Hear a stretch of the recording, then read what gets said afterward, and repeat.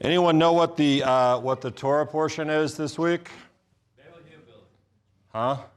Beverly Hillbilly. Jethro. This is Jethro.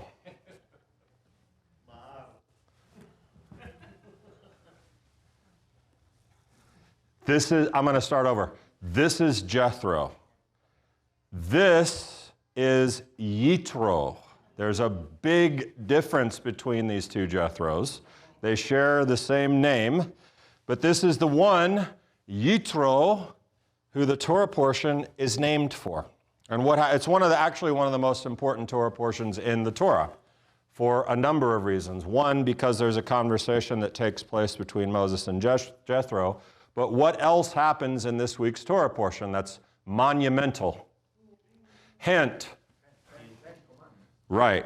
The 10 Commandments are given in this majestic show, something that changed the world, actually. The 10 Commandments changed the world from that point going forward. Now, what's interesting is Jethro, not bad for a Midianite priest, Moses' father-in-law, to merit an attachment to one of the most significant happenings in the Bible, I would say.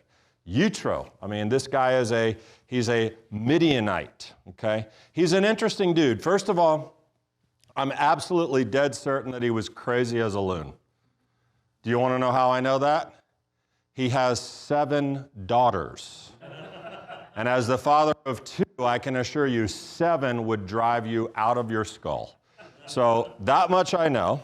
I'm kidding. He was a dude, though, with some serious chutzpah. We know this word, chutzpah. It's like, wow, he's got some nerve, but we say it nicely in Yiddish by saying chutzpah, or Hebrew, chutzpah. So he had this, probably from parenting 7 daughters. If you don't have a lot of chutzpah, you don't survive that. But he was a tell-it-like-it-is dude. Jethro was bold. I mean, he told Moses, this is what you need to do. Moses, you're doing this wrong. Now, this is Moses, okay? Moses, who had just led the Israelites out of Egypt, through the sea, parted the waters, gone up to the mountain, met with God, dealt with the golden calf, interceded for the people, and now was sitting over them as leader and judge. Now, you might be slightly confused in that, but this conversation with Jethro, where he tells him what you're doing is not good, you need to delegate authority, you're going to drive yourself crazy. In the text, that happens before the giving of the 10 Commandments. But in actuality, that conversation took place after the giving of the 10 Commandments and even after Yom Kippur. And the reason we know that, or that's at least the majority opinion, if such a thing exists in Judaism, but we derive that the Torah is not always chronological. It does not always have to go, this happened, then this happened, this happened. That's what chronological means, just in case you needed some English lessons today. But we derive this, that the Jethro conversation came after, because it said when Moses' father-in-law saw what he was doing to the people, he said, what is this thing you're doing to the people? Why do you sit by yourself while all the people stand before you from morning till evening? Moses said to his father-in-law, for the people come to me to seek God. If any of them has a case, he comes to me, and I judge between a man and his neighbor, and I make known the statutes of God and his teachings. Now, when does the text tell us that the 10 Commandments were given? After this conversation. How can he know the statutes and teachings to be judging if he has not already done it? So that's just a logical consideration, has nothing to do with what we're talking about today. But the real thing is, Jethro, from that conversation and what comes after, was not afraid to call a spade a spade. Probably because he had 7 daughters. Did I tell you he had 7 daughters? Moses' father-in-law. His father-in-law says, the thing you're doing is not good. You'll wear yourself out, the people who are with you. You cannot do it alone. The matter is too heavy for you. Side note, every leader on earth loves Torah Portion Yitro, because there are too many times when leaders try to do things alone, which is almost always a bad thing, which gives me an opportunity at this point to extend gratitude to everyone within this community who serves in some way, doing something to bring the community together and serve, and to internalize Jethro's words. Just last week, Miranda organized a team of incredible volunteers to set up our Tu B'Shvat Seder, our first one. Thank you for all that you guys do to make Shalom Macon prosper and special. But that's also not what we're talking about. Moses learns that, something really special from Jethro. Delegation. If you don't delegate, you go insane, no matter how many daughters you have. You go insane. If you do this, and I love the way Jethro ends it. This is a Midianite, remember, talking to Moses, and he says, if you do this, and God so commands you, you will be able to bear up, and all these people too will go home unwearied. In other words, Moses, I'm telling you, but God's really telling you.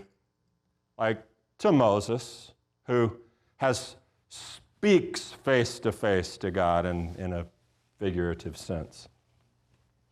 But there's a second incredible lesson for today, courtesy of Moses, who is the most humble man who ever lived, even if he did say so himself in the Torah later. What's so special about this? Moses, after that conversation and Jethro speaking to him and telling him what he needed to do, verse 18:24 in the Torah reads, Moses heeded his father-in-law and did just as he had said. Now, what's special about that? Well, again, keep in mind, this is Moses. In traditional Judaism, the greatest figure that there is. In Messianic Judaism, the second greatest figure that there is, second only to our Messiah. Yeshua Rabbeinu, Yeshua our Rabbi, and Moshe Rabbeinu, Moses our teacher. This is Moses and Jethro, Midianite priest, idolater basically, though that apparently changed after seeing what God had done for Israel, because we see him offering burnt offerings, and the texts and the interpretations tell us that Jethro did indeed become a follower of Hashem. But he's a Midianite, he was an idolater, and he is Moses' father-in-law. Now, I loved my father-in-law, may his memory be for a blessing. But I didn't always like it when he came to me and said, you're not doing that right. No, don't do that. And he didn't do it very much. But in other words, who the heck is Jethro to talk to Moses like this? I mean, you're doing it wrong to claim to be speaking to Moses and telling him what God told you. Moses doesn't challenge him, though. I mean, who are you, Midianite man, to come in here and challenge me? I'm the one who interacts with God. Who are you? If they had that discussion, it's nowhere to be found. Moses doesn't argue. He says, I heed what my father-in-law says. Has anyone ever felt like that, though? Someone who has no real authority or knowledge of a situation tells you what you ought to do. You know you're not doing this right. There's a much better way you should be doing this. Really, you should. Everyone loves it when that happens, right? Even if the person is right, you're like, to be told you're doing it wrong. Or still worse, someone who you don't like who is very different than you, who disagrees with you, comes in and gives you advice on how to do something unsolicited. Moses didn't ask. Everyone loves that moment, right? Who are you to tell me? But our lesson today is not from Jethro, it's from, as I said, Moses, though Jethro has some things to teach us. But let's look at a later Jewish text to derive the clearest understanding of the lesson. It's from the Mishnah, which came a ways after Moses. Pirkei Avot, chapter 4. This Pirkei Avot is the ethics or the lessons of the fathers in the Mishnah. Ben Zoma said, who is wise? He who learns from every man. For as it is said, from all who taught me, I have gained understanding. Psalm 119, verse 99. This seems straightforward enough, right? I mean, I've learned from my teachers and I'm the better for it. And that would make for a super boring Shabbat message, so we're going to make that a little different than what it says, so that you can learn the lesson. Let me expand with our example of Moses and Jethro, and way beyond for all of us today, living in a world of absolute chaos and confusion, because that's where we live. He who learns from every man. Lesson 1, every means every. Now, all doesn't always mean all in the Torah. It's kind of confusing. Sometimes I heard two rabbis having this discussion about, well, it says all, but all doesn't mean all. And I was like, oh, but then you learn, it doesn't always mean that. But every right here means every. Learn from every man or woman, I will add. He who is wise learns from those who he esteems and who he might otherwise consider beneath him, as in Moses' relation to Jethro. As I said, there was no argument, because Moses was able to transcend his own self-perception, dare I say, his judgment of Jethro's former life or ideology or religion, to see that there was a lesson to take here. And lesson 2, you would do well to do the same right now in this world. Confucius say, even when walking in a party of no more than 3, I can always be certain of learning from those I am with. There will be good qualities that I can select for imitation, and bad ones that will teach me what requires correction in myself. Move past Moses and Jethro and consider Ben Zoma and Confucius. Irving Bunham, who is has a wonderful commentary on Pirkei Avot that's called Ethics from Sinai. He writes on Ben Zoma's words, if you would be wise, you must learn to act wisely, especially in our relations with others. You must develop and retain the ability to learn from others, to add something to your own personality as a result of each experience. Each experience, every experience, good and bad people. It is conceivable that from every person you learn, as Confucius said, from the good you learn what to imitate, from the bad you learn something incredibly important. And I want you to hear this. What in me needs correction? When I observe something about someone, it is not exactly what needs to be judged in them, but what possible similarity or tendency resides in me that needs improvement or correction. Now ask yourself this question, is that your tendency? Is that your tendency when you observe someone that you think is bad? Is it your tendency to look inward and say, what can I learn from them? Rabbi, seriously? Confucius? This is a Messianic Jewish synagogue. You're quoting Confucius? How about Jesus? Okay, you ready? Do not judge so that you will not be judged. For in the way you judge, you will be judged. And by your standard of measure, it will be measured to you. Why do you look at the speck that's in your brother's eye, but do not notice the log in your own eye? Or how can you say to your brother, let me take the speck out of your eye, and look, the log is in your own eye? You hypocrite! First take the log out of your own eye. Then you'll see clearly to take the speck out of your brother's eye. Translation? What Confucius said. What Moses did. What Ben Zoma said. In this life, it is very important to look beyond the shell, beyond the exterior of a person, to learn from their experience, whether to imitate them or correct something within yourself. And speaking of this life and learning, I've worked very hard on 2 things in my life. One, anger. Anger. I have always been a very, very angry person. It didn't take much. And even still when I drive, sometimes it doesn't take much.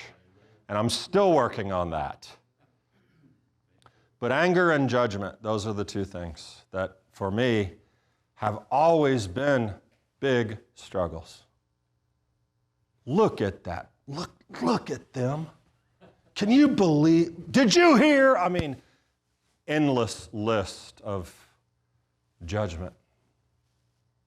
And I've worked hard on that, particularly over the last 3 years, to learn from all men and women. Certainly not successfully, particularly when I see somebody that's very different than myself. And I am not tooting my holier-than-thou rabbi horn shofar up here. That's not what I'm going to suggest to you in any way. I just want to teach you something life-changing, that in this world today, our tendency as a society worldwide is toward anger, disconnection, battle, hatred, and judgment. I don't think that's new, but it's particularly apparent in our world today, particularly. There are so many things we disagree on and fight about and honestly hate each other about. And here's what I know. There are things, there are issues, there are major problems in our world that will never be reconciled until Messiah comes. Until he establishes the kingdom and the Torah is written on the hearts of those who will receive it. I know that. But I learned from a woman this week. I asked Miranda, actually. She was here cleaning up. And I don't remember what day it was, but I had absolutely no idea what I was going to talk about on Shabbat, because just been one of those years. And I said, Miranda, what do you want to learn? I needed some inspiration. And here's the picture that I got from Miranda. Put that picture up there, whoever's hiding in the booth. This was a text message picture I got. I'll just leave it up there while I read you what she said. She wrote, "We live in an obviously crazy world, and people have become obsessed with feelings and how they identify. I personally give woke culture a hard time with this, because who would ever think the fact of being born male or female would ever be up for debate? But what's even more ridiculous is people who identify as cats and wolves or even fairies. But for us normal people, we also obsess in how we identify. We just might approach it differently. We consume ourselves in titles and occupations. And though these are important and can lead to amazing opportunities of service and ministry, they shouldn't become our focus for good feelings or validation. At the end of the day, when I stand for judgment, it's not going to be about the parties or the largest weddings I plan, the amount of flowers I've arranged, the amount of housework I've done or haven't done, the kind of granddaughter I was, the mother I am. All of those things are just puzzle pieces to a bigger picture. What should be avenues of service to Hashem and His kingdom. And within those words, there is wisdom and connection to what I'm telling you today. The bottom word is the most important word. Your most important word. It describes with perfection the two most important figures in the Bible that we're talking about, Moses and Yeshua. They are our examples in so many ways. They teach us about humility. Moses teaches us about learning and leading this week. Yeshua teaches us in so many situations about how to treat people, even those that are very different than you. If you read the Gospels, look at who he's talking to. Look at who he's hanging around with. The world needs people like Moses who follow the words of Confucius and Benzoma, and of course Yeshua. We need to be examples of learning from every person. In so doing, we might get the opportunity to teach them humbly. Those who might be willing to learn as well, even those who are very different than us. And at the end of the day, Miranda is right. It's never going to be about how good of a Republican or Democrat you are, or how many people you put in their place, or how many people you let know what was right. It won't be that, I promise you that. It will be about sheep and goats. It will be about love and service and availability and example and willingness to learn, adapt, and teach yourself and others as a servant, like Moses and like Jesus. But Damian, the world is in disrepair. The world is full of terrible people who are destroying everything. They want nothing to do with God. They want to destroy God and good and right behavior and family. They must be stopped. I hear you, but they say the same thing about you, just in a different way. That's the problem, actually. There's no one in the middle.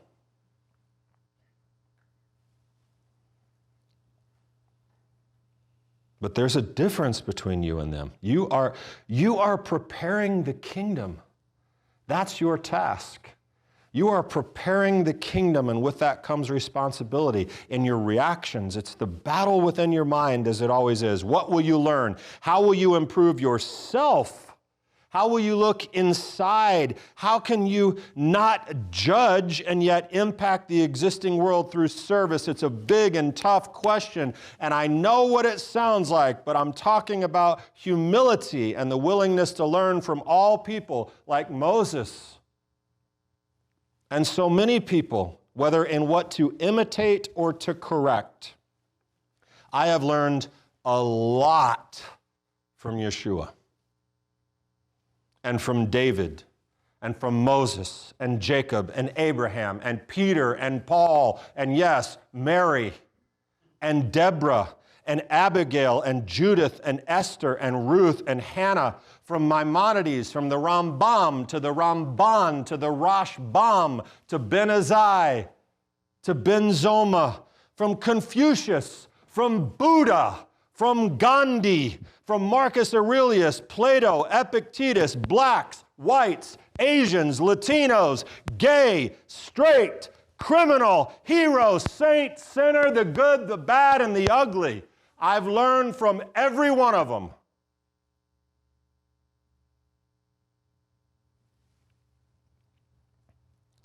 And that is our task, to strive to learn a task, not our only task, to learn from all humans, and it's very hard to do, that we might accomplish the task of representing our Messiah. And ultimately, hearing those words about being a good and faithful servant. You want to honor Yeshua, you look like him in the world. And in this week's portion, we find the incredible, simple blueprint and connection from Old to New Testaments and Yeshua. It is the 10 Commandments, which is not a good word. It's not actually what it says. It says the Aser HaDevarim, the 10 words, the 10 things, the 10 words. Exodus 34, and he wrote down on the tablets the terms of the covenant, the 10 Commandments. But if you look at the order of these instructions, it's pretty amazing. And I'm going to close you out with this little tidbit from the 10. The first of 5, if you picture our 2 famous tablets from every piece of painting or artwork you've ever seen, the first 5 speak about your relationship with God, right? The other 5 speak about your relationships with people. Number 5 is a little tricky because what is number 5? Everyone in here should know it because everyone in here has them. Kibud av v'em. Honor your father and mother. That one's actually about both. Honoring God and honoring people. And I recognize that not every one of your parents merited respect. They did not do a good job. They weren't a good parent. They didn't give you an example. They didn't give you an environment of health and happiness to grow up in. I get that. But at a minimum, At a minimum, your parents are the closest earthly representation to God in the sense that they gave you life. They created you. They have this in essence with the Creator.